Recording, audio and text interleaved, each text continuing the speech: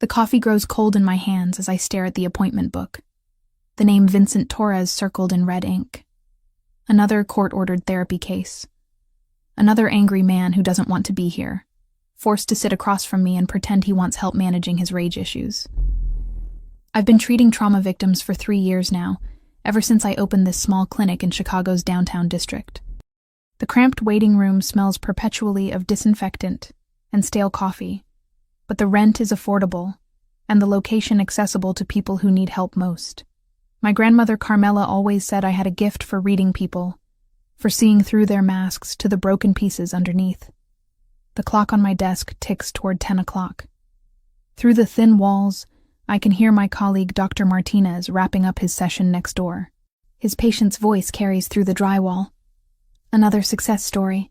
Another life slowly piecing itself back together. My office door remains stubbornly closed. Vincent Torres is late. I flip through his file again, though there's precious little information. Age 32. Assault charges dropped in exchange for mandatory anger management therapy. No previous psychological treatment. No emergency contacts listed. His lawyer had been evasive when scheduling, mentioning only that his client preferred discretion and would pay in cash. Red flags everywhere, but I've learned not to judge my patients before meeting them.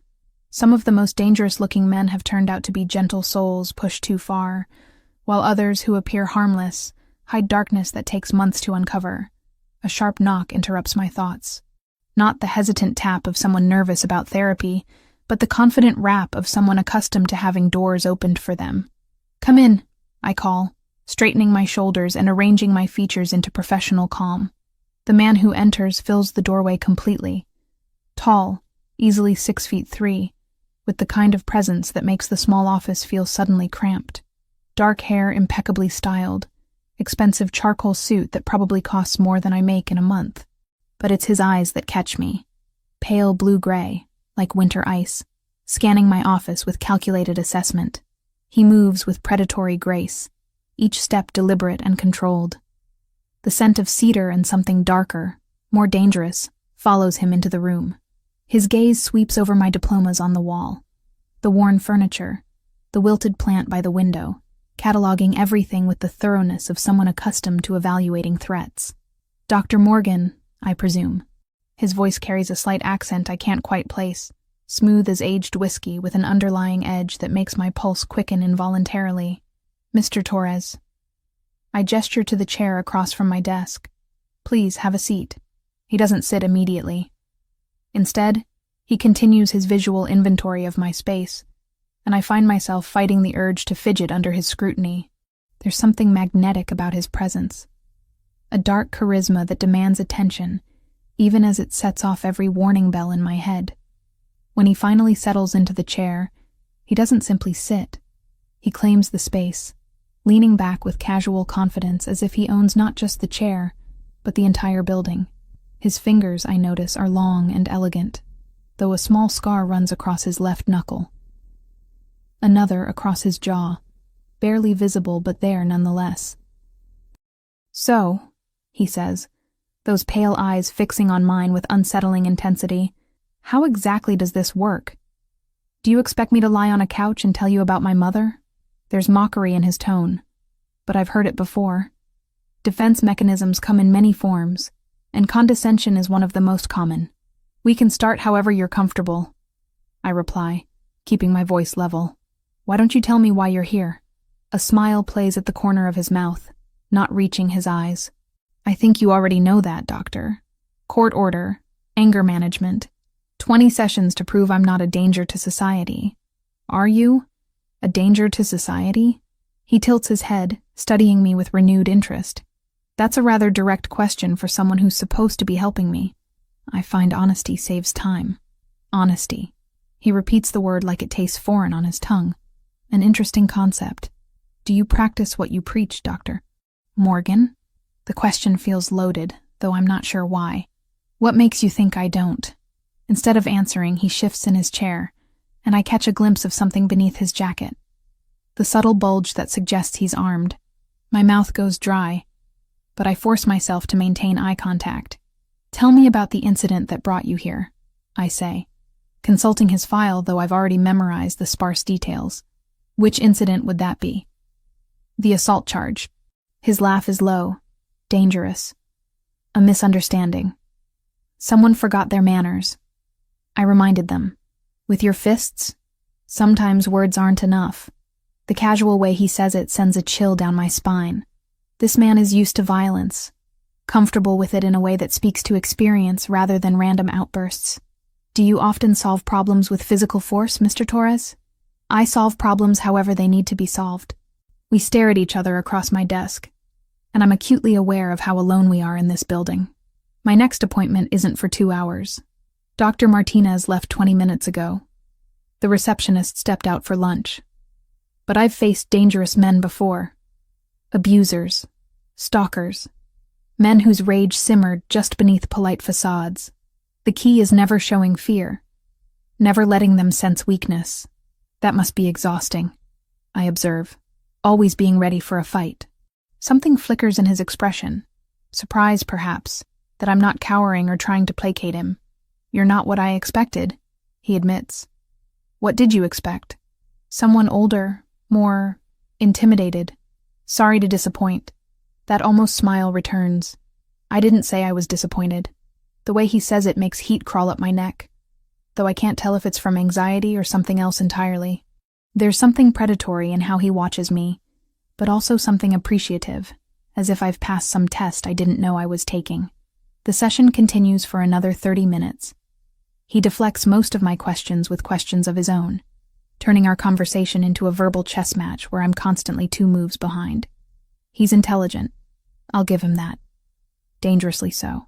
When our time is up, he stands with fluid grace, straightening his jacket with movements that seem practiced. As he reaches for the door handle, he pauses, patting his pockets as if searching for something. Damn, he mutters, pulling out a crisp $100 bill.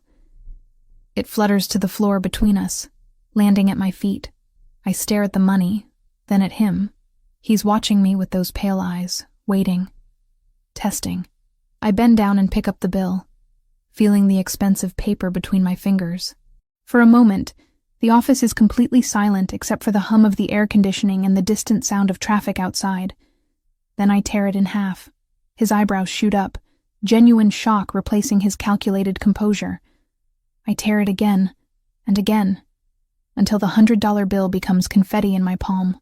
Mr. Torres, I say, my voice steady despite my racing heart. If you want to test people's character with money, I recommend trying a casino. They love that sort of game. This is a psychology office, not a social laboratory. You pay for my consultation with a credit card or check, like any civilized person. I'll see you next Thursday at 10. I drop the paper pieces into my wastebasket and meet his stare directly. For the first time since he walked into my office, Vincent Torres is speechless. His mouth opens slightly, then closes. Those calculating eyes search my face as if trying to solve an impossible equation.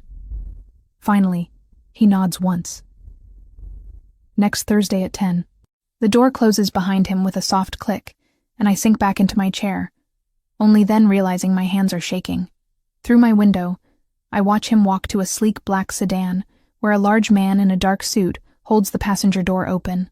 The car pulls away with expensive silence. I've just made either the biggest mistake of my professional career, or possibly my life. But as I stare at the scattered pieces of money in my trash can, I can't bring myself to regret it. The flowers arrive on Tuesday morning, 3 days after our first session. 24 white orchids arranged in a crystal vase that probably costs more than my monthly student loan payment. The delivery man apologizes for the early hour, but I suspect Vincent Torres doesn't care about conventional etiquette. There's no card, but I know who sent them. The extravagant gesture screams of a man accustomed to buying his way out of problems, or into people's good graces. I carry the arrangement to the waiting room and set it on the side table where other patients can enjoy it. By afternoon, Mrs. Chen from my 3 o'clock appointment is asking if she can take a few stems home. I tell her to take as many as she wants. Wednesday brings chocolates. Thursday, an envelope containing tickets to the symphony. Each gift more expensive than the last, each one finding its way to other patients or the donation bin at the local shelter. If Vincent thinks he can charm or buy his way through therapy, He's about to learn otherwise. Friday morning, I discover a woman in an expensive pantsuit waiting in my office when I arrive. She introduces herself as Rebecca Walsh, Vincent's assistant, and explains that he'd like to schedule additional sessions beyond his court-mandated requirements. Mr. Torres is very committed to his personal growth, she says with the practiced smile of someone paid well to manage difficult people. How committed? I ask, settling behind my desk. He's prepared to pay double your usual rate for twice-weekly sessions. I study her carefully. She's polished, professional, and clearly uncomfortable with whatever instruction she's been given. There's something desperate in how she delivers the offer, as if her employer doesn't handle rejection gracefully. Tell Mr. Torres that therapy doesn't work on an expedited schedule. I'll see him Thursday at 10, as originally planned. Relief flickers across her features before she masks it. I'll relay the message. After she leaves, I sit in the silence of my office and wonder what exactly I've gotten myself into. Men like Vincent Torres don't usually accept no for an answer, yet here he is, attempting to negotiate therapy sessions like business deals. Thursday arrives gray and drizzling, the kind of Chicago weather that seeps into your bones. Vincent appears at exactly 10 o'clock, punctual to the second. Today, he wears a navy suit that fits like a second skin, his dark hair slightly damp from the rain. The scent of his cologne, something expensive with notes of bergamot and danger, follows him into the room. Good morning, Dr. Morgan. He settles into the same chair as before, but his posture is different. Less territorial, more curious. Good morning. Thank you for the flowers, chocolates, and symphony tickets. They found good homes. A smile tugs at his lips. You gave them away. I don't accept gifts from patients. Even beautiful ones? The question hangs in the air between us. Loaded with meaning I'm not sure I want to examine. He's watching me with those pale eyes. And I'm suddenly aware of how the gray light from the window catches the sharp angles of his face. Especially beautiful ones, I reply, keeping my voice steady. He laughs. A genuine sound that transforms his entire expression. For a moment, the dangerous edge softens, revealing glimpses of the man beneath the intimidation. You're full of surprises, Isabella Morgan. The way he says my first name sends heat spiraling through my chest. I hadn't given him permission to use it, hadn't told him to call me anything other than Dr. Morgan. Yet hearing it in his deep voice feels oddly intimate. Let's focus on you, Mr. Torres. How was your week? Enlightening. He crosses one ankle over the opposite knee, the movement casual but somehow predatory. I spent considerable time thinking about our last conversation. What specifically? Your reaction to my test. You mean when you tried to bribe me? When I tried to understand what kind of woman I'm dealing with. The admission is more honest than I expected. I lean forward slightly, sensing an opening. And what did you conclude? That you're either very brave or very foolish. Which do you think it is? His gaze sharpens, studying me with renewed intensity. I'm still deciding. We fall into a rhythm over the next 40 minutes. He tells me stories, supposedly hypothetical scenarios about business deals gone wrong, partnerships that ended badly, competitors who pushed too far. Each story is laced with violence, testing my reactions, probing for the limits of my professional composure. I listen without judgment, occasionally asking clarifying questions that make him pause and reconsider his narratives. Slowly, patterns emerge. Themes of betrayal, abandonment, the crushing weight of responsibility. Beneath the carefully constructed scenarios, I glimpse fragments of truth. In these hypothetical situations, I say during a lull, the protagonist often seems to be protecting something, or someone. Vincent's fingers still on the arm of his chair. What makes you say that? The violence isn't random. It's defensive, reactive rather than predatory. Perhaps the protagonist learned early that the world isn't kind to those who can't protect themselves. How early? The question catches him off guard. For a moment, his mask slips, and I see something raw and unguarded in his expression. Pain, quickly buried but not quickly enough. Hypothetically, if you prefer. 8 years old. The protagonist's mother died, and he learned that the people who promise to keep you safe often fail. My chest tightens at the vulnerability in his voice. This isn't hypothetical anymore. This is truth, offered like a gift, wrapped in razor wire. That's a heavy burden for a child to carry. Children adapt. They survive. Surviving isn't the same as healing. He's quiet for a long moment, those pale eyes distant. When he speaks again, his voice is softer.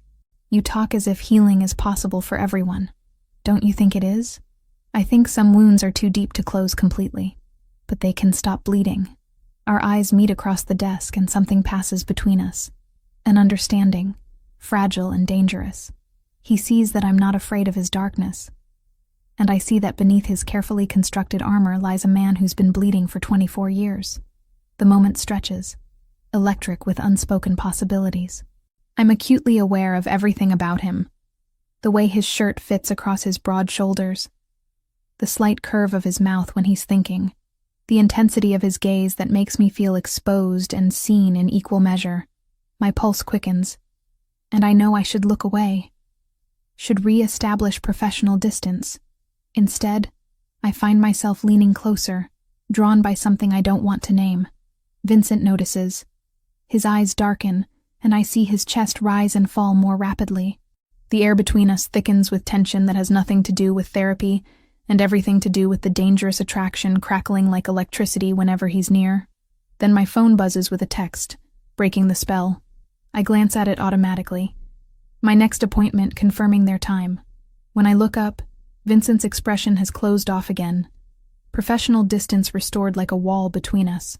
Our time is up, I say, though I can hear the breathlessness in my own voice. He stands with that fluid grace I'm beginning to recognize, straightening his jacket with practiced movements. At the door, he pauses and turns back to me. Dr. Morgan? Yes? You're the first person who's ever told me wounds can stop bleeding.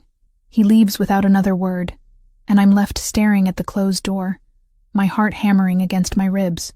Whatever this is between us, it's growing beyond my ability to control it. And the most dangerous part? I'm not sure I want to stop it. The Chicago Tribune lands on my kitchen table with a soft thud. Saturday morning, coffee steam curling around the business section headline that makes my blood run cold. Torino Industries closes multi-million-dollar development deal. Vincent Torres, Vincenzo Torino. The black and white photograph shows my patient shaking hands with city officials, his smile polished and professional. But it's the same face that's been haunting my thoughts for weeks. The same pale eyes that seem to see straight through every defense I've built. The same scar along his jawline that I've caught myself staring at during our sessions. I read the article twice, my coffee growing bitter as the pieces fall into place. Torino Industries. Real estate development. Ties to Chicago's Italian-American business community. The language is careful, diplomatic, but there are undertones, references to traditional family businesses and old-world values that make my skin prickle with unease. My hands shake as I open my laptop and begin searching. The deeper I dig, the clearer the picture becomes. The Torino family has roots in Chicago dating back 3 generations. Legitimate businesses on the surface. Construction, restaurants, waste management. But underneath, whispers of connections that respectable newspapers won't print. Forum posts quickly deleted, court documents sealed, investigators who suddenly transferred to other cases. By Sunday night, I've assembled a disturbing portrait. The Torino name appears in federal investigations dating back to the 1970s. Always peripheral, never central. Always protected by expensive lawyers and convenient alibis. The kind of family that throws charity galas while bodies wash up in Lake Michigan. Vincent Torres doesn't exist. He's a carefully constructed identity for a man whose real name carries weight I'm only beginning to understand. And I've been alone in a room with him for 3 weeks.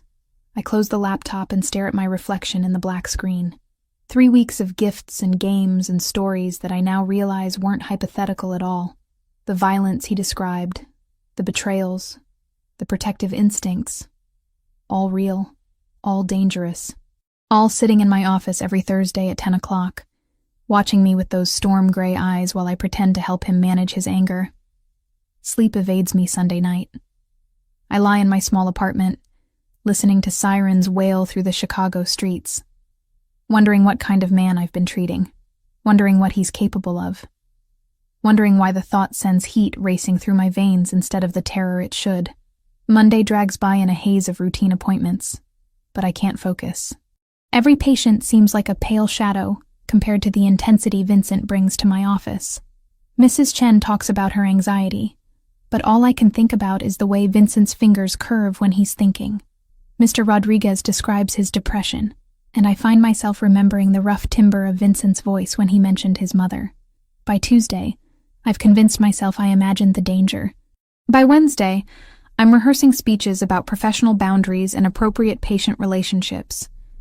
By Thursday morning, I've memorized a dozen different ways to confront him, each one more inadequate than the last.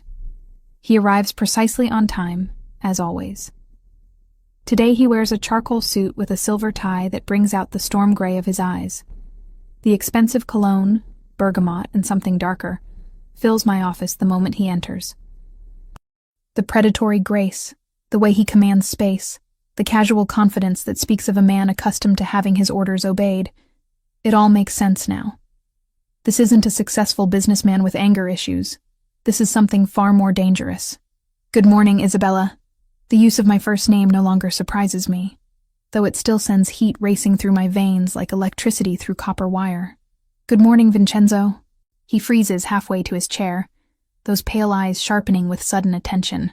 For a moment, the mask of Vincent Torres slips completely, revealing the predator underneath. His hand moves slightly toward his jacket before he catches himself, and I realize with a chill that he's armed. He's been armed every time he sat in my office. I see you've been doing research. It wasn't difficult. Your picture was in Saturday's Tribune. I keep my voice steady despite the way my pulse hammers against my throat.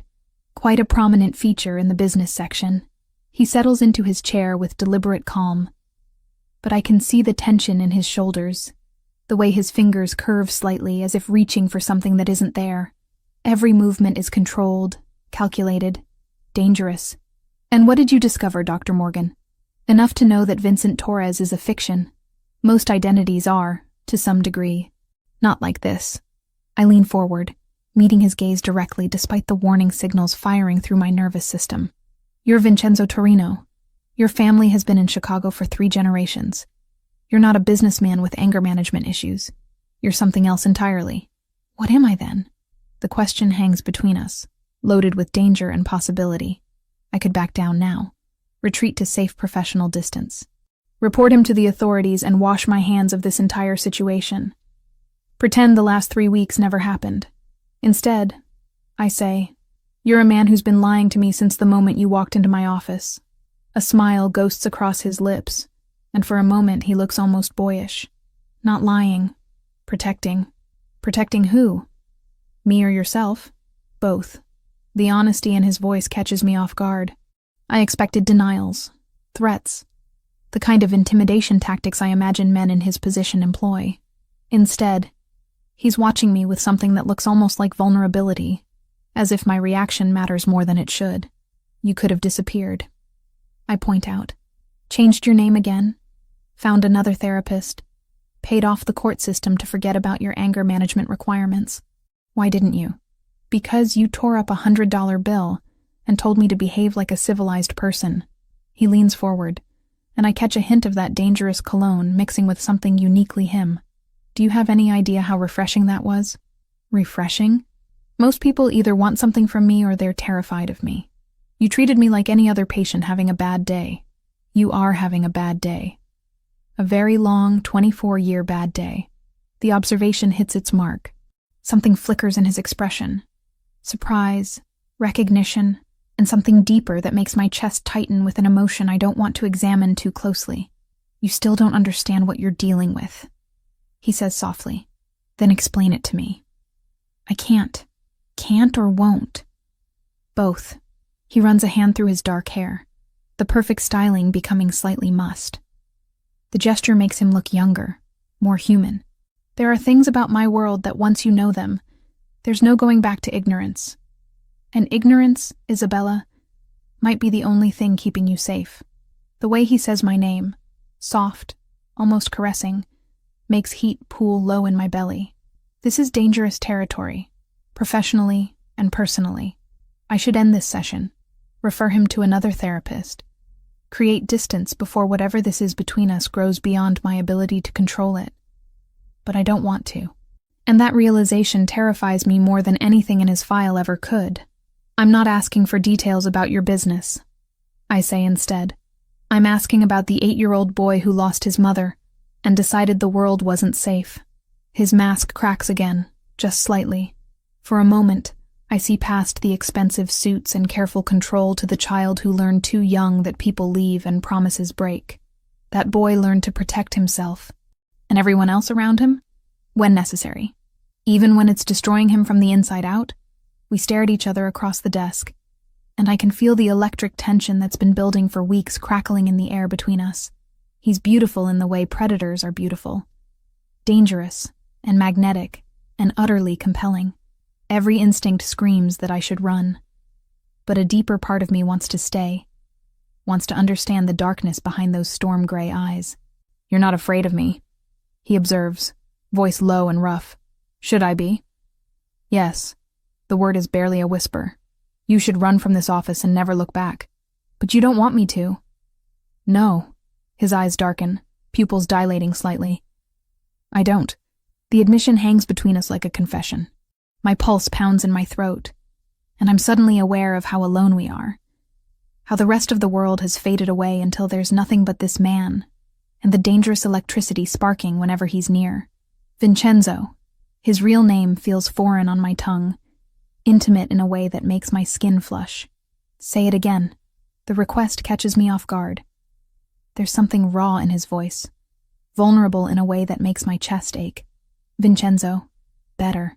He closes his eyes briefly, as if savoring the sound. No one's called me that in years. Not the way you say it. How do I say it? Like it belongs to a man instead of a monster. The pain in those words cuts through me like a blade. Whatever else Vincenzo Torino might be, he's also a man who sees himself as something terrible, something unworthy of gentleness. The fact that you're not Vincent Torres doesn't change anything, I tell him. You still need help processing your trauma. You still deserve to heal. Something shifts in his expression. Surprise giving way to something softer, more vulnerable than anything I've seen from him before. Even knowing who I really am, especially knowing who you really are. He's quiet for a long moment, those storm-gray eyes searching my face as if trying to memorize every detail.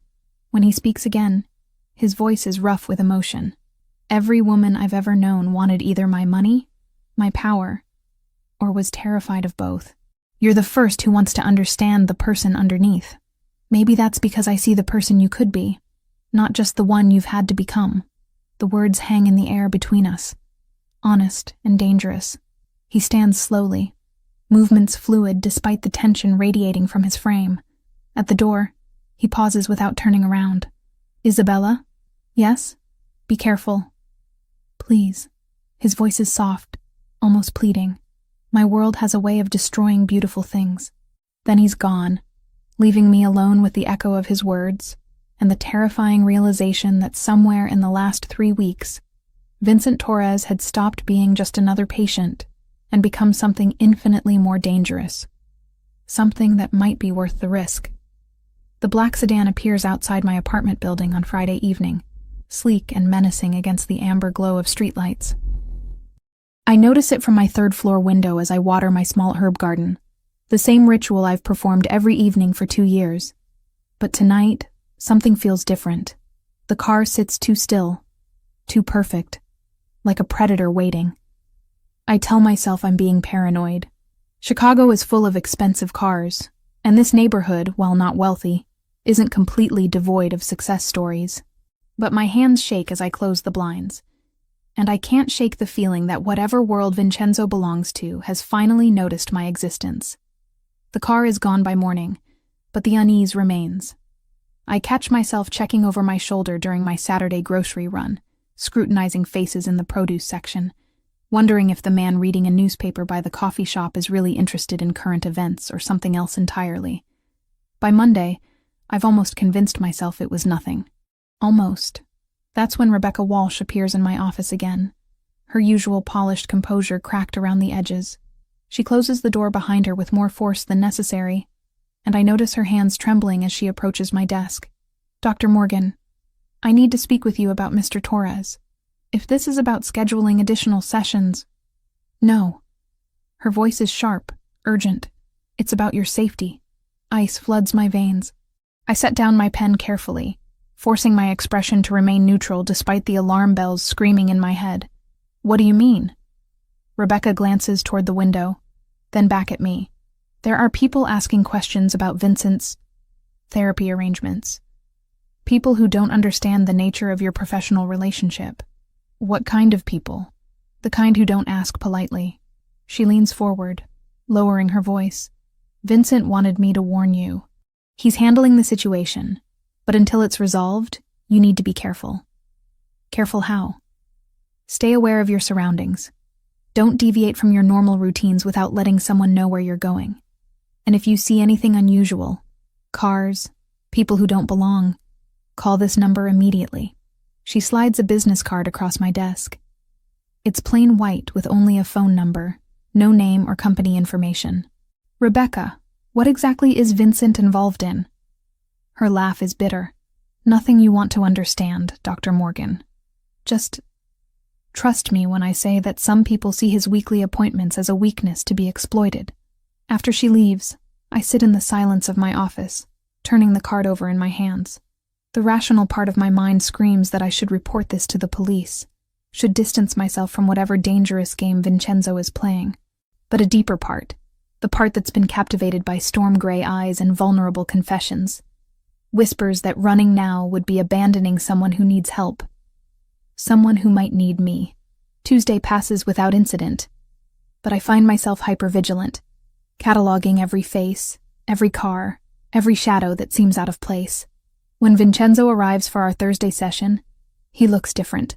The expensive suit is the same, the controlled movements unchanged, but there's tension in his shoulders that wasn't there before. Dark circles under his eyes suggest sleepless nights, and I notice his hand resting casually near his jacket in a way that seems anything but casual. You spoke with Rebecca, he says without preamble, settling into his chair with predatory grace. She was concerned about my safety. She was right to be. The admission sends fear racing through my bloodstream, but also something else, something that feels dangerously like anticipation. Tell me what's happening, Vincenzo. He studies me for a long moment, those pale eyes searching my face. There's a family in this city who believes I've grown soft. They think my weekly visits to a therapist indicate weakness, vulnerability they can exploit. The Benedetti family? His eyebrows rise slightly. You have been doing research. I'm a fast learner. What do they want? Territory, influence, the usual things men kill for. His voice is casual, matter of fact, as if discussing the weather rather than murder. They've decided that my apparent psychological dependence on you makes me an easier target. Psychological dependence? Something flickers in his expression. Their words, not mine. Are they wrong? The question hangs between us, loaded with implications neither of us is ready to acknowledge. His fingers drum against the chair arm, the only sign of agitation he allows himself. That's a dangerous question, Isabella. Why? Because if the answer is yes, it puts you in more danger than you can possibly imagine. Before I can respond, my office window explodes inward in a shower of glass and splintered wood. I throw myself sideways as gunfire erupts from the street below, automatic weapons turning my peaceful therapy space into a war zone. Vincenzo moves with inhuman speed, launching himself across the desk to cover my body with his own, as bullets tear through the air where I'd been sitting moments before. His weight presses me against the floor, solid and warm and alive, while chaos reigns around us.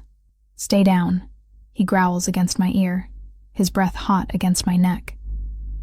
I feel, rather than see him reach inside his jacket, the metallic slide of a weapon being drawn. In the span of heartbeats, the man I've been trying to heal transforms into something lethal and terrifying. How many? I whisper, though I'm not sure why. 6. Maybe 7. His voice is calm, professional, as if he's conducting a business meeting rather than planning a counterattack. They're amateurs. Benedetti's nephew thinks quantity compensates for quality. More gunfire peppers the wall above us, sending plaster raining down like snow. Through the shattered window, I can hear shouting, car doors slamming, the squeal of tires on asphalt. Isabella, listen to me carefully. Vincenzo's free hand cups my face, forcing me to meet his eyes. When I move, you're going to crawl behind my desk and stay there until I come back for you. Do you understand? Where are you going? To remind these idiots why people fear the Torino name. The smile that crosses his face is nothing like the careful expressions I've grown accustomed to in our sessions. This is something feral and dangerous, the predator finally unleashed. He rises in one fluid motion, and suddenly my quiet therapy office becomes a battlefield. I catch glimpses of him moving through the chaos, rolling behind my bookshelf as bullets shred the leather volumes, returning fire with precision that speaks to extensive training, advancing on his attackers with the focused intensity of a man born to violence. The sounds are deafening.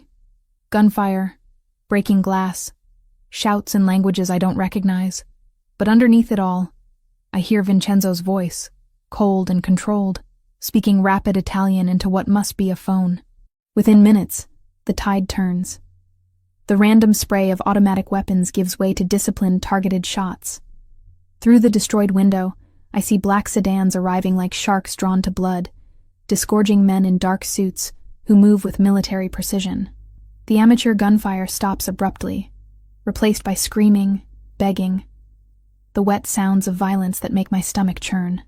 Then silence. Vincenzo appears beside my desk, kneeling down to meet my eyes. There's blood on his shirt. Not his own, I realize with a mixture of relief and horror. And his hair is disheveled, but he's very much alive. Are you hurt? His hands move over me with gentle efficiency, checking for injuries. I shake my head, not trusting my voice. The adrenaline is beginning to fade, leaving me shaky and disoriented. Good. He helps me to my feet, steadying me when my legs threaten to give out. We need to leave. Now. The police won't be coming. This will be handled internally. The casual certainty in his voice reminds me exactly who I'm dealing with.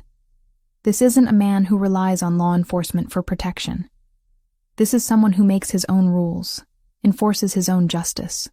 As he guides me toward the door, I catch sight of the destruction. My office is barely recognizable. Furniture overturned, books scattered, my diplomas hanging askew on bullet-riddled walls.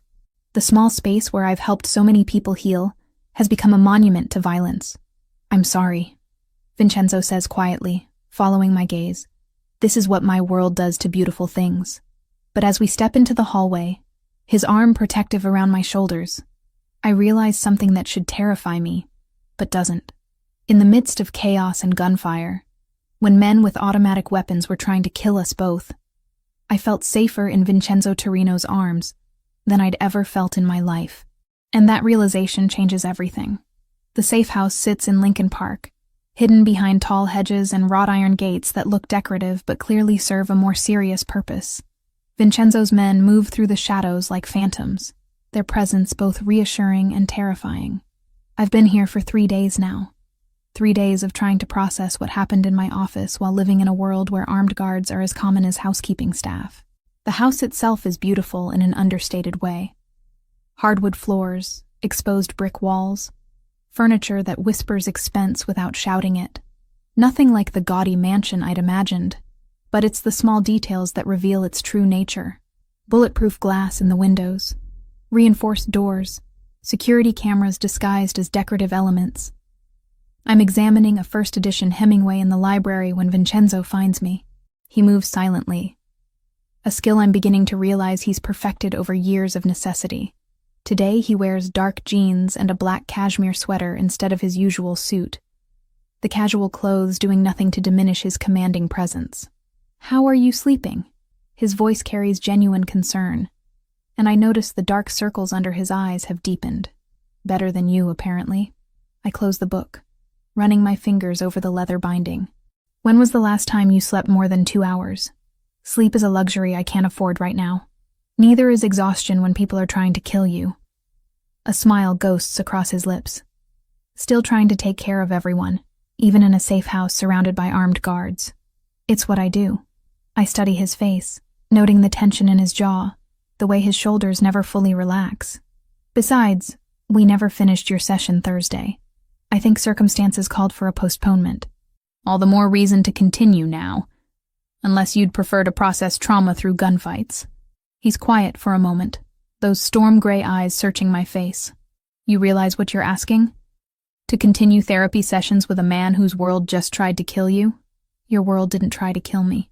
Your enemies did. There's a difference. Is there? The pain in his voice makes my chest ache. I stand, moving closer until I can see the flecks of silver in his eyes. Smell the cedar and bergamot cologne that's become as familiar as my own perfume. Yes, there is, because you threw yourself between me and those bullets, without hesitation. Because you're torturing yourself with guilt over something that isn't your fault. Because you're still the same man who lost his mother at 8 and learned the world wasn't safe. His jaw tightens. That man is dangerous to everyone around him. That man is in pain and deserves healing.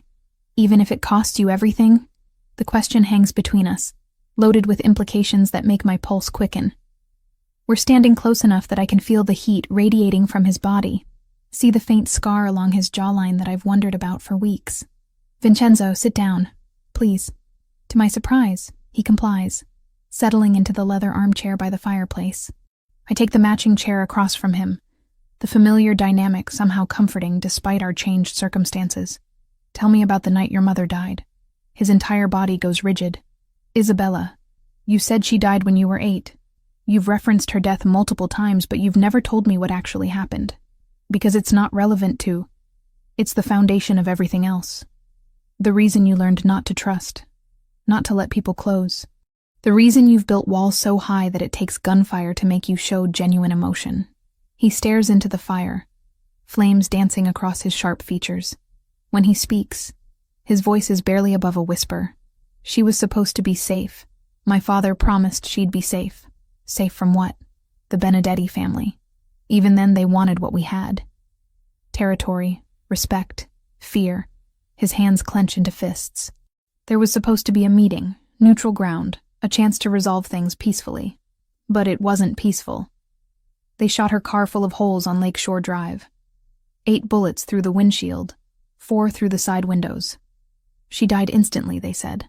Didn't suffer. The raw pain in his voice cuts through me like a blade.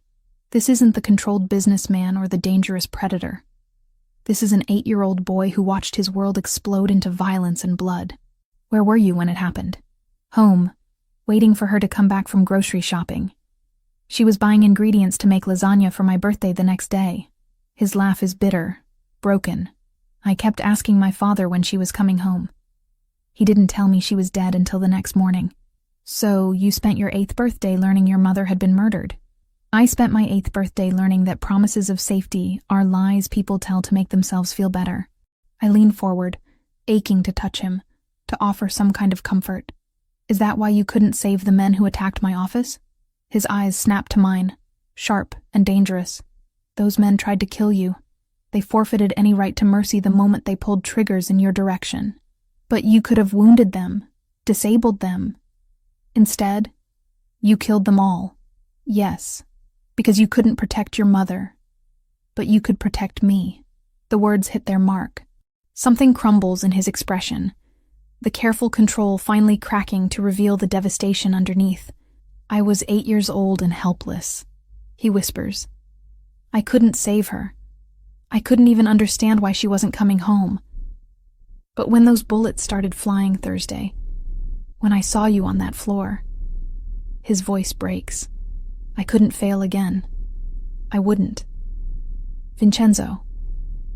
I rise from my chair, unable to maintain professional distance when he's bleeding emotionally in front of me. What happened to your mother wasn't your fault. You were a child who grew up to become exactly what killed her. No. I kneel beside his chair, placing my hands over his clenched fists. You grew up to become someone who protects people instead of destroying them. Someone who goes to therapy instead of just burning the world down. Someone who's capable of change. His eyes meet mine, and I see something I've never seen before. Hope. Fragile and afraid to believe in itself. You really think I can change? I think you already have. The man who threw money at me to test my character is gone. The one who threatened his way through our first session disappeared weeks ago. The man sitting here now is someone who cares more about my safety than his own reputation. Isabella. My name on his lips sounds like a prayer. I never meant for you to get hurt. When I saw those guns pointed at you, you saved me. I put you in danger in the first place. No, your enemies did that. You just refused to let them succeed. We stare at each other in the firelight, and something shifts between us. The careful boundaries I've maintained, the professional distance that's kept us both safe, crumbles like sandcastles against the tide. You're the first person who's ever made me want to be better, he says softly. Not stronger, not more feared. Better. You are better. You just can't see it yet. He reaches up to cup my face, his thumb tracing along my cheekbone with exquisite gentleness. You make me believe I could be the man my mother wanted me to become, instead of the one her death created. The raw vulnerability in his voice undoes me completely. This isn't just patient and therapist anymore. This is a man and woman who've seen each other's souls and found something worth fighting for. Vincenzo, I whisper, leaning into his touch. Tell me to stop, he breathes, his thumb brushing across my lower lip. Tell me this is crossing lines we can't uncross. Instead, I rise up and press my lips to his. The kiss is gentle at first, tentative, as if we're both afraid of breaking something precious. But then his arms come around me, pulling me closer. And gentleness gives way to desperate need. I taste the salt of tears I didn't realize he'd shed, feel the tremor in his hands as they frame my face. When we finally break apart, both breathing hard, he presses his forehead against mine. I love you, he whispers, the words torn from somewhere deep inside him. God help me. I love you, and I don't know how to keep you safe from what I am. Then let me help you become something different, even if it takes a lifetime. I smile, my own eyes blurring with tears, especially if it takes a lifetime. Outside, armed guards patrol the grounds, and enemies plot our destruction. But inside this room, beside the dancing firelight, we've found something worth rebuilding a life around, something worth the risk of hoping again. 2 weeks later, I formally submit my termination of the therapeutic relationship between Dr. Isabella Morgan and Vincent Torres to the state licensing board. The paperwork sits heavy in my hands as I seal the envelope, officially ending what began as court-ordered anger management and evolved into something that changed both our lives forever. The ethics are clear. I cannot continue treating a patient with whom I've developed romantic feelings. But more than that, Vincent Torres was a fiction created to protect Vincenzo Torino, and the man I've fallen in love with deserves honesty in all things. The safe house has become our world for these past 2 weeks, a sanctuary where we've learned each other's rhythms without the constraints of professional boundaries. I wake each morning to the scent of espresso and the sound of Vincenzo speaking rapid Italian on his phone, conducting business from the kitchen island while scrambling eggs with the other hand. He cooks the way he does everything else, with precision and confidence, but also with a gentleness I don't think many people get to see. The licensing board accepted your termination, he says, ending his call and sliding a plate across the marble counter. Rebecca filed it yesterday. Good. I accept the perfectly prepared eggs, noting how he's remembered exactly how I like them. Slightly runny, with cracked black pepper. It feels strange, officially ending something that was never really what we thought it was. No regrets? I meet his eyes across the kitchen, these storm-gray depths that have become as familiar to me as my own reflection. Only that I can't help you heal professionally anymore. You're helping me heal in ways that matter more. He moves around the counter to stand beside me, his hand settling at the small of my back with casual possessiveness. The touch sends warmth spiraling through my chest, as it has every time he's touched me these past 2 weeks. Isabella, there's something we need to discuss. Something in his tone makes me set down my fork. That sounds ominous. The Benedetti situation is resolved, permanently. I don't ask for details. Over the past 14 days, I've learned which questions to avoid, which aspects of his world I'm better off not understanding. The important thing is that we're safe, which means you can go home if you want to. Back to your apartment, your practice, your normal life. The words hit me like a physical blow. After 2 weeks of waking up beside him, of falling asleep to the sound of his breathing, the thought of returning to my empty apartment feels impossible. Is that what you want? His jaw tightens. What I want and what's best for you aren't the same thing. Let me be the judge of what's best for me. Isabella. He turns to face me fully, his hands framing my face with exquisite gentleness. I love you more than I've ever loved anything in my life. But loving me means accepting a world where armed guards are normal, where your safety depends on other people's fear of my name, where you'll never be completely safe because of who I am. And you think I should run from that? I think you should have the choice to run from that. I cover his hands with mine, holding his gaze steadily. I'm not running, Vincenzo. I'm choosing you, choosing this, choosing us. Whatever that means. Something vulnerable flickers in his expression, even knowing what it costs, especially knowing what it costs. He kisses me then, soft and desperate, as if trying to memorize the taste of my lips. When we break apart, he rests his forehead against mine. There's something else, something I need to show you. An hour later, we're driving through Chicago's North Side in one of his more subtle cars, a silver BMW that screams money without advertising danger. The October air carries the scent of dying leaves and the promise of winter, and I find myself studying Vincenzo's profile as he navigates traffic with the same controlled precision he applies to everything else. We stop outside a building I don't recognize, modern glass and steel rising 12 stories into the gray sky. The ground floor displays are empty, but I can see the bones of what was once a thriving commercial space. What is this place? It was going to be a medical complex.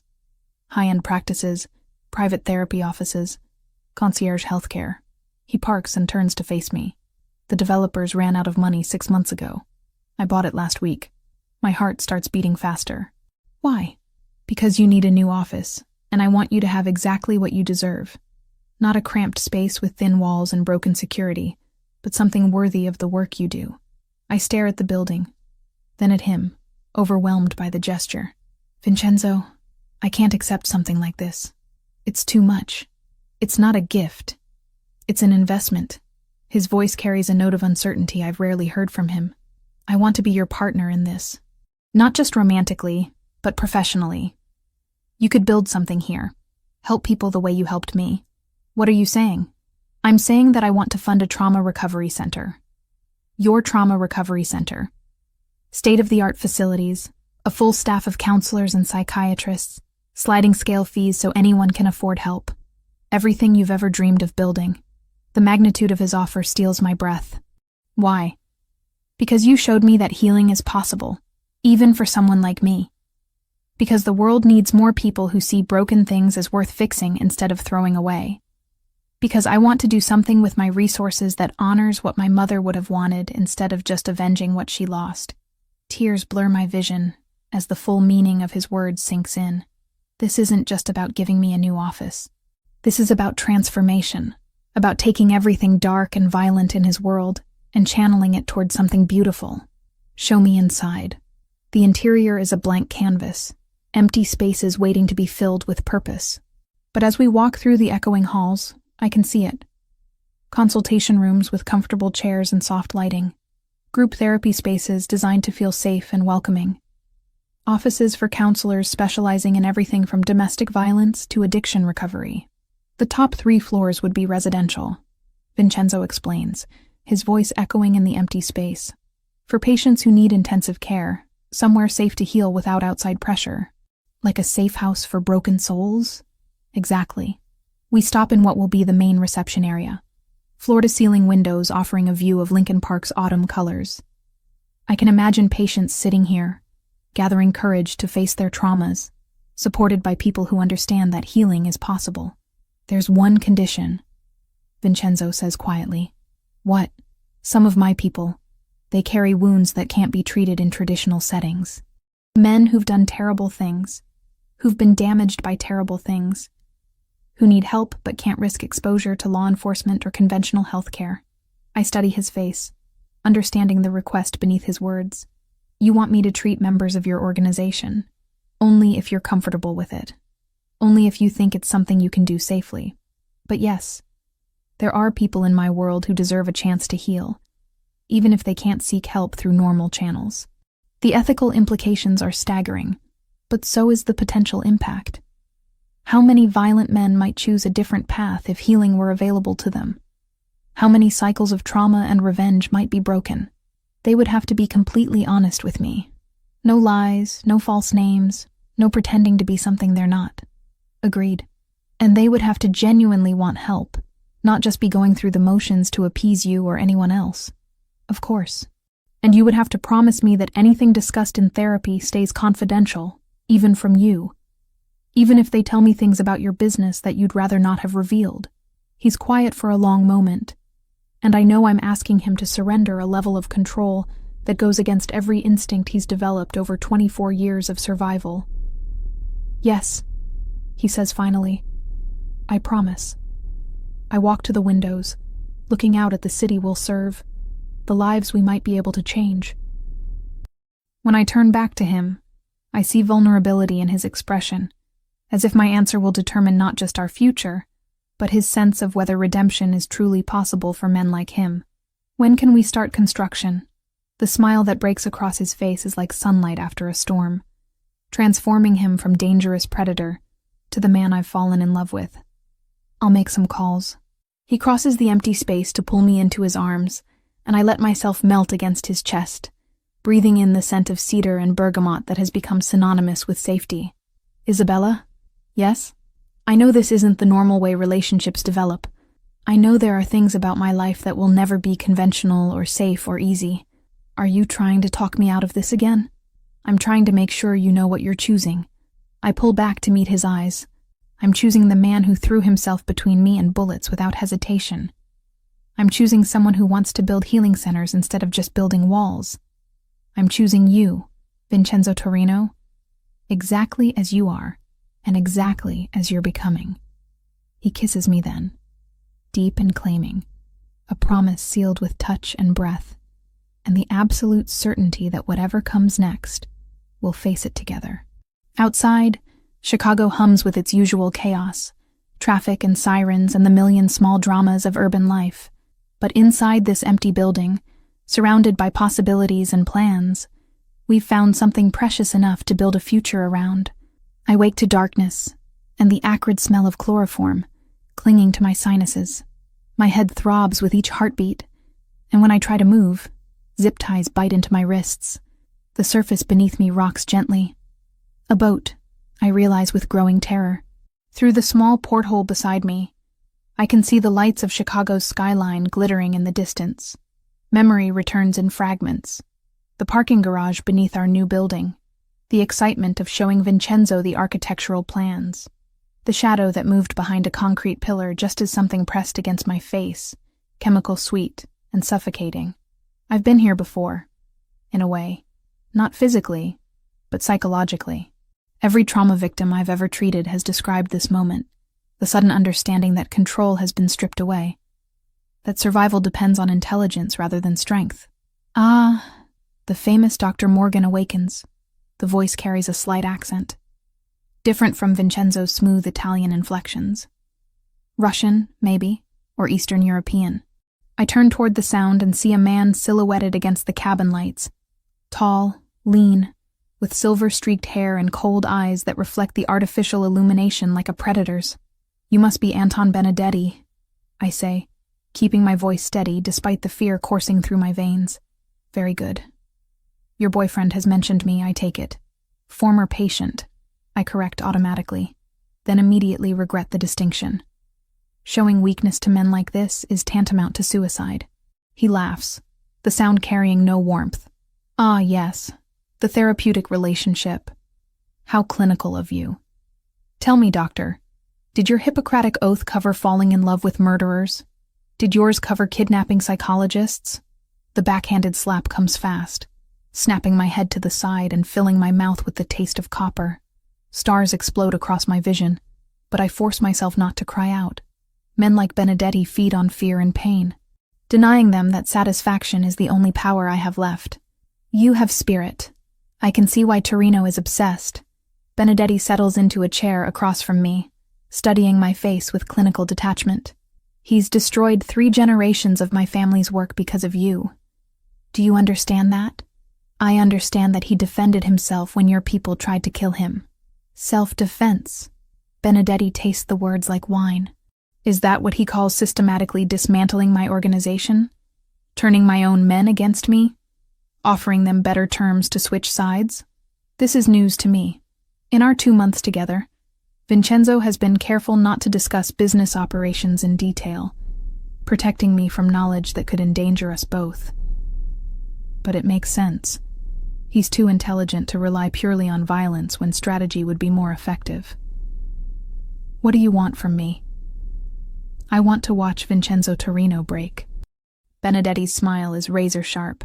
He spent 20 years building walls around his heart, convincing himself that caring about nothing makes him invincible. Then you walked into his life and undid decades of careful emotional architecture in a matter of weeks. So this is about revenge. This is about balance.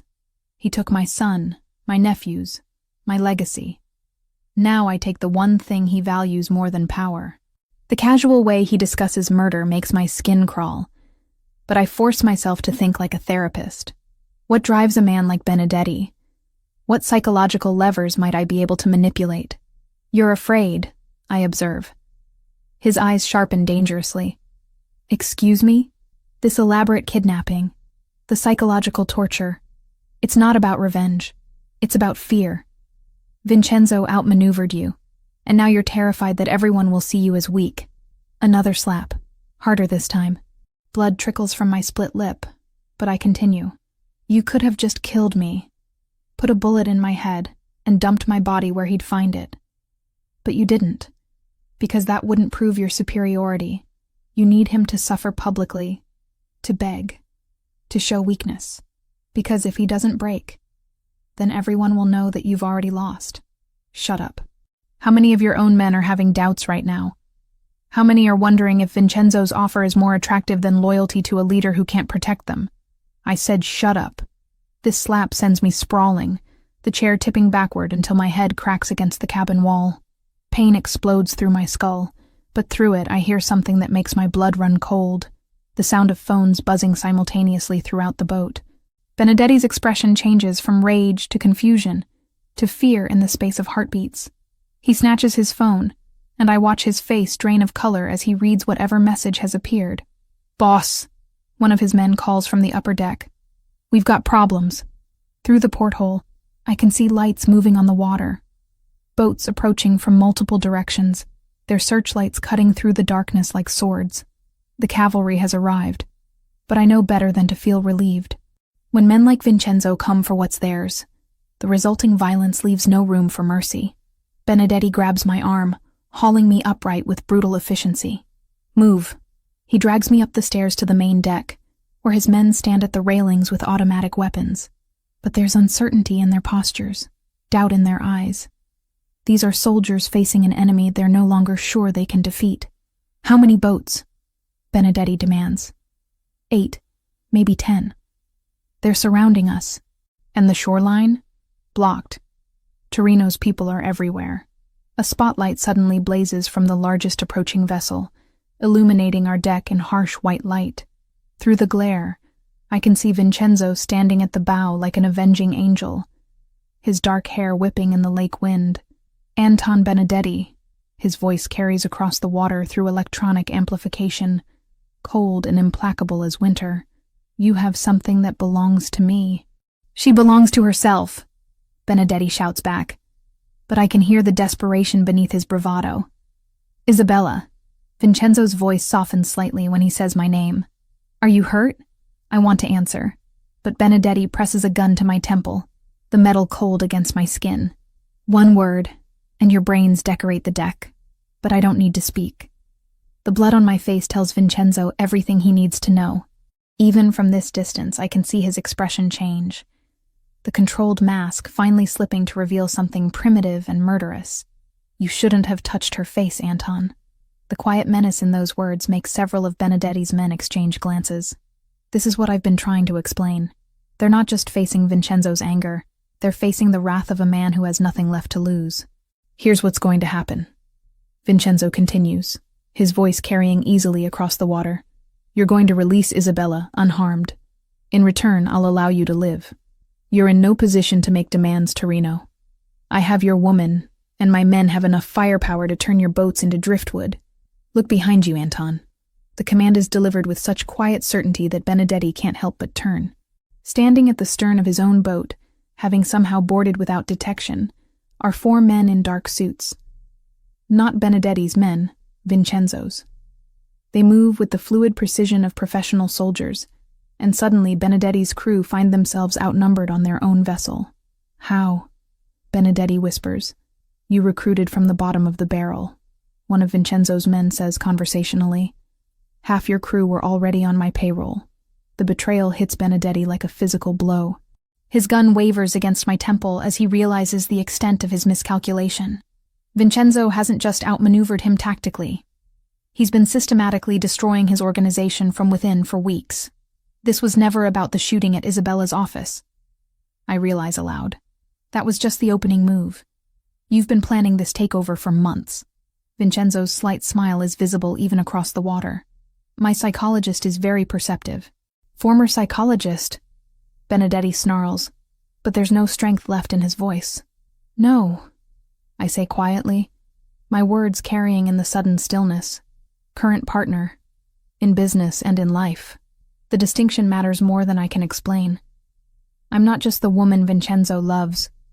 I'm his equal, his collaborator, someone who chose this world with full knowledge of its costs. And apparently, someone who's learned to manipulate dangerous men with nothing more than psychological insight and perfectly timed provocations. Anton, Vincenzo calls out. You have 30 seconds to release her before I demonstrate why people fear the Torino name. But I'm already moving. Years of treating violent patients have taught me to recognize when someone's grip on reality begins to slip. Benedetti's hand trembles against my temple, his breathing becoming rapid and shallow. He's about to do something desperate and stupid. You know what's interesting about men like you? I say conversationally, as if we're discussing the weather instead of my imminent death. You always underestimate the intelligence of your enemies. Especially female enemies. What are you talking about? The chloroform you used. You gave me just enough to knock me unconscious, but not enough to keep me under for the full trip. I've been awake for the last 20 minutes, listening to your men talk, learning the layout of this boat, counting exits and weapons. His grip tightens on the gun. So I know that the man behind you is having doubts about your leadership. I know that your ammunition is running low because you spent most of it on that failed attack at my office.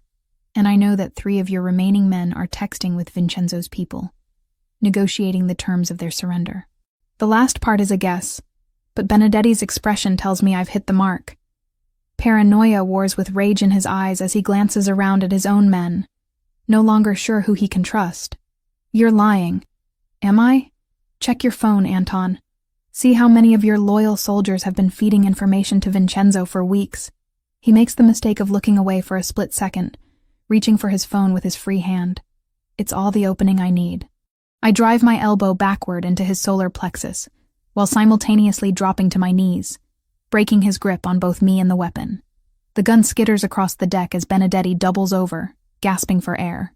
By the time he recovers, Vincenzo's men have secured the entire vessel, and the man I love is striding across the deck toward me with murder in his storm-gray eyes. Isabella. He kneels beside me, his hands gentle as they check for injuries. Are you hurt? Nothing that won't heal, I manage, though my head still throbs and my wrists are raw from the zip ties. He cuts through my restraints with a knife that appears from somewhere inside his jacket, then helps me to my feet. Only then does he turn his attention to Benedetti, who's been forced to his knees by 2 armed guards. 24 years, Vincenzo says quietly. 24 years I've been waiting for this moment. For revenge? I ask. For justice. The distinction matters to him, I realize. This isn't just about satisfying bloodlust. It's about closing a circle that began with an 8-year-old boy watching his world explode into violence. But as I watch him approach the man who killed his mother, who tried to kill me, who represents everything dark and broken in both our pasts, I understand something crucial. The man I fell in love with doesn't need to become a monster to protect what he loves. He's already evolved beyond that. He's learned that sometimes the greatest victory isn't in destroying your enemies, but in proving that you've become someone better than they could ever be. 1 year later, I stand before the full-length mirror in St. Alphonsus Cathedral's bridal suite, adjusting the delicate lace of my grandmother Carmela's wedding dress. The ivory silk fits perfectly after months of careful alterations, and the antique pearl necklace Vincenzo gave me catches the afternoon sunlight streaming through Gothic stained glass windows. "You look absolutely radiant," Rebecca says from behind me, her reflection appearing beside mine in the ornate mirror. She's been invaluable this past year, helping coordinate not just our wedding, but the complex logistics of launching the Torino Center for Trauma Recovery. Today, she serves as my matron of honor, though I suspect her real role is ensuring everything runs with the precision Vincenzo demands in all aspects of his life. I look nervous. I counter, though I can't stop the smile spreading across my face. Terrified, actually. Of marrying him or of the wedding itself? Neither. I'm terrified of how happy I am. The admission hangs in the air between us. After everything we've survived, the kidnapping, the systematic dismantling of the Benedetti organization, the months of building something beautiful from ashes of violence, happiness still feels fragile, too precious to trust completely. Through the tall windows, I can see guests arriving at the cathedral. The guest list reads like a who's who of Chicago society, mixed with faces that would make federal prosecutors take notice. Legitimate businessmen sit beside men whose fortunes were built in shadows, united by their respect for the man I'm about to marry.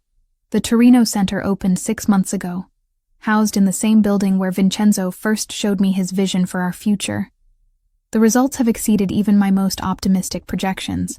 We've treated over 200 patients, from war veterans struggling with PTSD, to domestic violence survivors, to members of various organizations who needed healing, but couldn't seek it through traditional channels.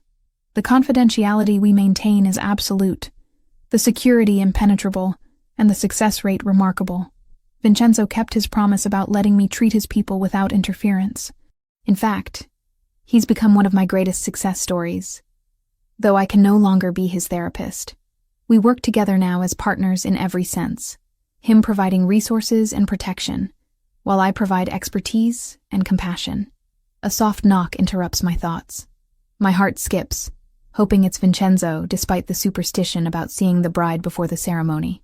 Instead, Thomas Walsh, Rebecca's husband and one of Vincenzo's most trusted advisors, appears in the doorway. "The groom is getting impatient," he reports with a genuine smile. "He's threatened to drag you to the altar himself if you're not ready in 10 minutes. Tell him I'm worth waiting for." I think he already knows that. The organ music begins, the processional that will carry me toward my future. Dr. Martinez, my former colleague and mentor, waits to walk me down the aisle. When my father refused to attend, claiming he couldn't support his daughter marrying a criminal, Dr. Schiappo, Martinez stepped in without hesitation. "Isabella," he says, his eyes bright with unshed tears as the massive doors swing open. "You look beautiful." The cathedral's interior reveals itself in all its Gothic splendor. Every pew is filled, hundreds of faces turning toward us with smiles and tears, and the kind of joy that accompanies witnessing true love triumph over impossible odds. But I only have eyes for the man standing at the altar. Vincenzo wears a midnight blue tuxedo that transforms him into something even more devastating than usual. His dark hair is perfectly styled, his posture commanding even in this moment of vulnerability. When our eyes meet across the length of the cathedral, his carefully controlled mask finally slips completely, revealing wonder and love and gratitude so profound it takes my breath away. The walk down the aisle feels both eternal and instant. Every step carries me away from the woman I was, toward the woman I'm becoming.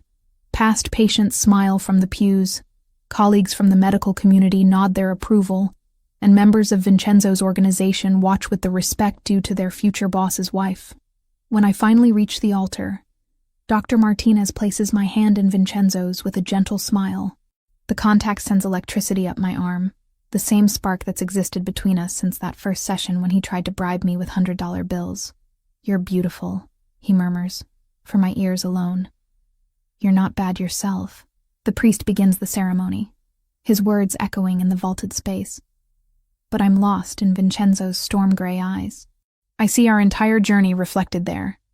The cautious beginning, the dangerous middle, the explosive resolution, and now this perfect moment of peace.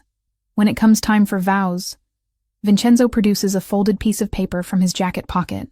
His hands shake slightly as he unfolds it, and I realize this is the first time I've seen him nervous about anything. "Isabella," he begins, his voice carrying clearly through the cathedral despite his nerves. "A year ago, you tore up my money and told me to behave like a civilized person. You had no idea you were talking to a man who'd forgotten what civilization looked like." Gentle laughter ripples through the congregation, warm and approving. "You showed me that healing is possible, even for someone who'd built his life around violence and control. You taught me that strength isn't about how much fear you can inspire, but about how much love you can protect. You proved that some things are worth changing for, worth fighting for, worth risking everything to keep safe." My eyes fill with tears as his words wash over me, each one carefully chosen and deeply meant. "I promise to spend every day of our life together becoming the man you see when you look at me. I promise to protect not just your body but your dreams, your work, your beautiful heart that sees hope in broken things. I promise to love you with the same intensity I once reserved for revenge, and to build something beautiful with you from the ashes of everything dark in my past." He folds the paper, his eyes never leaving mine. "You tamed me, Isabella Morgan. Not through force or manipulation, but through love so pure it transformed everything I thought I knew about myself. Thank you for seeing the man I could become instead of just the monster I was. When it's my turn, I don't need notes." The words come straight from my heart, flowing as naturally as breathing. "Vincenzo, when you walked into my office that first day, you were broken, but you were also brave enough to keep coming back, honest enough to let me see your wounds, strong enough to do the hard work of healing. You taught me that love isn't about fixing someone. It's about choosing to grow together, to face the darkness as partners, to build something stronger than either of us could create alone." I reach up to touch the scar along his jawline, a gesture so familiar now it feels like coming home.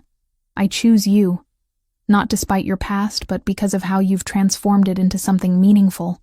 I choose this life we're building together, this work we're doing, this love that's turned both of us into better versions of ourselves. You didn't need taming, my love. You just needed someone who could see your true nature and love it completely."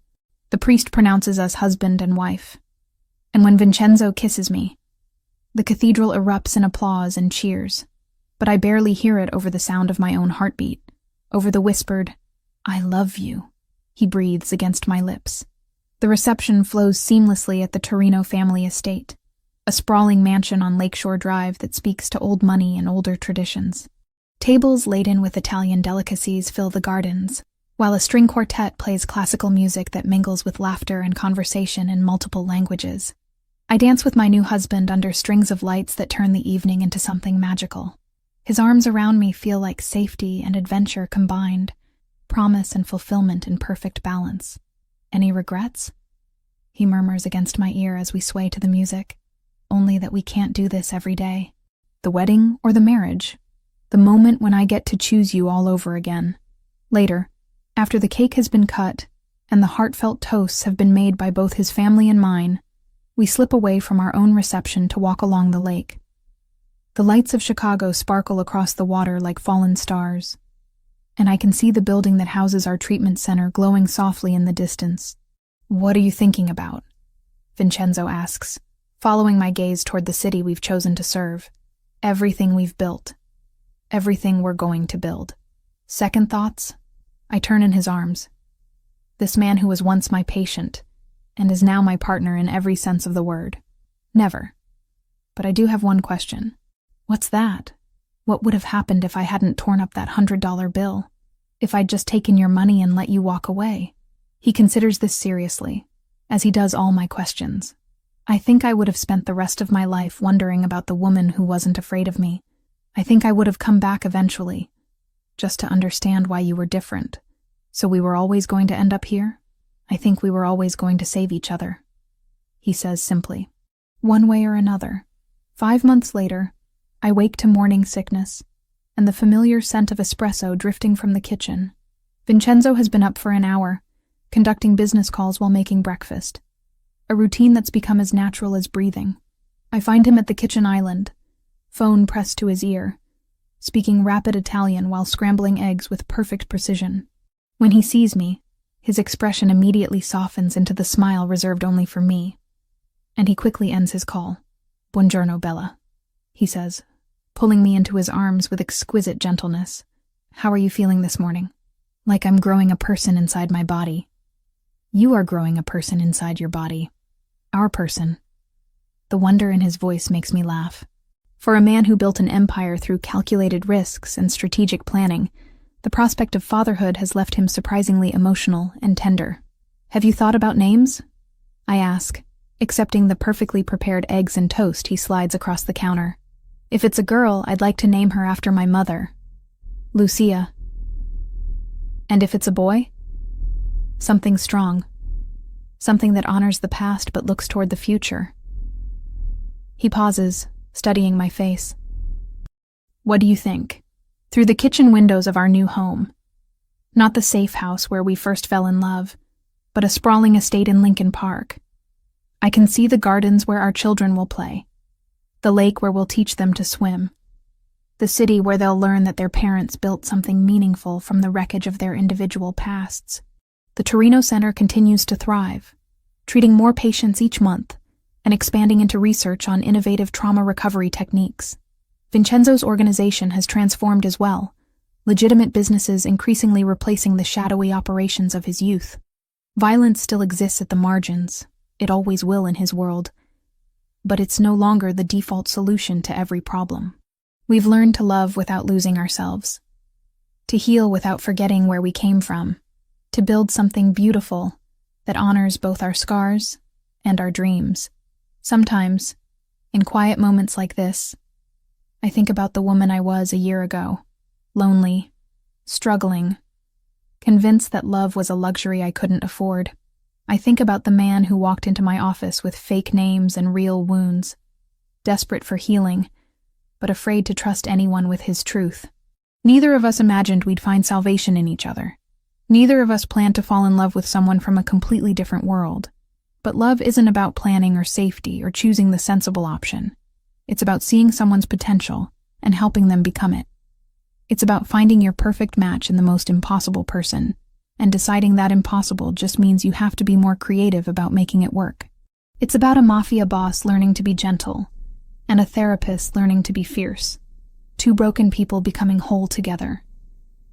As Vincenzo's hand rests protectively on my still flat belly, as our future grows inside me one precious cell at a time, I know with absolute certainty that we're going to give our children something neither of us had. A love story that proves redemption is possible. Healing is real. And everyone deserves a second chance at happiness. Even, especially, the ones who don't believe they deserve it. The man who once tested my character with $100 bills now creates healing centers and builds legitimate businesses. The woman who tore up his money because she saw his potential now carries his child and shares his name and his mission to transform lives through love and understanding. We tamed each other through love so pure it transformed everything we thought we knew about ourselves and about what was possible when two souls choose to heal together.